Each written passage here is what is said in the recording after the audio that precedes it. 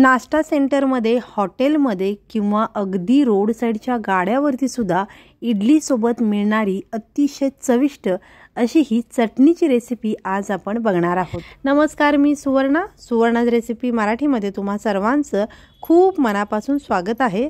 तर या चटणीचं टेक्स्चर तुम्ही बघू शकता, याचा रंग बघू शकता, अगदी परफेक्ट अशी ही चटणी बनून तयार झालेली आहे आणि चवीला तर अगदी भन्नाट अशी ही चटणी लागते। तर ही चटणी कशी बनवायची ते आपण आज बघणार आहोत। तर चला मग ही मस्त रेसिपी बनवायला सुरुवात करूयात। तर यासाठी साहित्य काय लागणार आहे ते आपण बघूयात। तर इथे मी शेंगदाणे घेतलेले आहेत। तर इथे मी भाजून याची साल काढून हे शेंगदाणे घेतलेले आहेत। अर्धी वाटी शेंगदाणे आहेत, अर्धी वाटी इथे मी फुटाण्याची डाळ घेतलेली आहे आणि अर्धी वाटी इथे मी ओलं खोबरं घेतलेलं आहे। तर इथे तिन्ही जिन्नस मी सम प्रमाणामध्ये घेतलेले आहेत। तर इथे आपल्याला एक छोटासा तुकडा चिंचेचा घ्यायचा आहे आणि ही चटणी छान तिखट असते, त्यामुळे इथे मी थोड्याशा मिरच्या जास्त घेतलेल्या आहेत। तर तिखट तुम्ही तुमच्या आवडीप्रमाणे कमी जास्त घेऊ शकता। तर या मिरच्या छान तिखट आहेत आणि या मी 4 ते 5 मिरच्या घेतलेल्या आहेत, याचे तुकडे करून घेतलेले आहेत। याचबरोबर इथे 1 चमचा आपल्याला साखर घ्यायची आहे। तर ही साखर तुम्हाला जर घालायची नसेल, नाही घातला तरी चालू शकतं।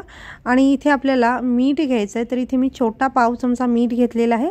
मीठ तुम्ही तुमच्या आवडीनुसार किंवा चवीनुसार घेऊ शकताय। एक छोटा तुकडा आल्याचा, 4 ते 5 लसणाच्या पाकळ्या आणि पाव चमचा इथे मी जिरे घेतलेले आहेत। तर आता घेतलेलं सगळं साहित्य आपल्याला अगदी बारीक असं वाटून घ्यायचं आहे। तर इथे मी मिक्सरचं छोटं भांडं घेतलेलं आहे आणि यामध्ये घेतलेलं सगळं साहित्य मी काढून घेते। तर या चटणीमध्ये कोथिंबीरीचा वापर केला जात नाही, पण तुम्हाला जर हवी असेल तर थोडीशी कोथिंबीर यामध्ये तुम्ही घालू शकताय। आणि या चटणीमध्ये मी चिंचेचा वापर केलेला आहे, पण तुमच्याकडे जर चिंच नसेल तर तुम्ही अर्धा लिंबू यामध्ये पिळून घेतला तरीही चालू शकतं। तर सगळं साहित्य या मिक्सरच्या भांड्यामध्ये मी काढून घेतलेलं आहे आणि आता आपल्याला हे मिक्सरला फिरवून घ्यायचं आहे। तर सुरुवातीला पाणी न टाकता हे सगळं साहित्य आपल्याला बारीक असं वाटून घ्यायचं आहे। सुरुवातीला जर तुम्ही याच्यामध्ये पाणी टाकून हे वाटून घेतला तर खोबऱ्याचे, डाळ्याचे, शेंगदाण्याचे तुकडे तसेच राहू शकतात, त्यामुळे सुरुवातीला हे आपल्याला वाटून घ्यायचं आहे आणि त्यानंतर पाणी टाकून अगदी बारीक अशी याची पेस्ट आपल्याला बनवायची आहे। तर ही पेस्ट आपली बनवून तयार झालेली आहे। तर जेवढं शक्य आहे तेवढं बारीक असं हे वाटण आपल्याला बनवून घ्यायचं आहे। तर इथे बघू शकता अगदी बारीक अशी पेस्ट मी बनवून घेतलेली आहे। तर ही चटणी अगदी एकसारखी किंवा एकसंध असते, त्यामुळे ही जी पेस्ट आहे ती अतिशय बारीक असणं खूप गरजेचं आहे। तर ही तयार झालेली पेस्ट आता एका भांड्यामध्ये मी काढून घेते आणि त्यानंतर आपण गरजेनुसार यामध्ये पाणी घालणार आहोत। तर ही चटणी थोडीशी पातळ असते आणि या पेस्टमध्ये पाणी घातल्यानंतर ही चटणी एकसारखी व्हावी यासाठी ही पेस्ट अगदी बारीक असणं खूप गरजेचं आहे। तर हे चटणीचं वाटण अगदी बारीक असं जर वाटलं गेलं नसेल आणि त्यानंतर तुम्ही जर यामध्ये पाणी घातलात तर ते पाणी एकीकडे आणि यात वापरलेलं साहित्य एकीकडे, म्हणजेच ही चटणी अगदी चोता पाणी अशी होईल। तर इथे गरजेनुसार मी या चटणीमध्ये पाणी घातलेलं आहे आणि एकसारखं मिक्स करून घेतलेलं आहे। तर तुम्ही बघू शकताय परफेक्ट ही चटणी तयार झालेली आहे आणि आता याच्यामध्ये आपल्याला फोडणी घालायची आहे।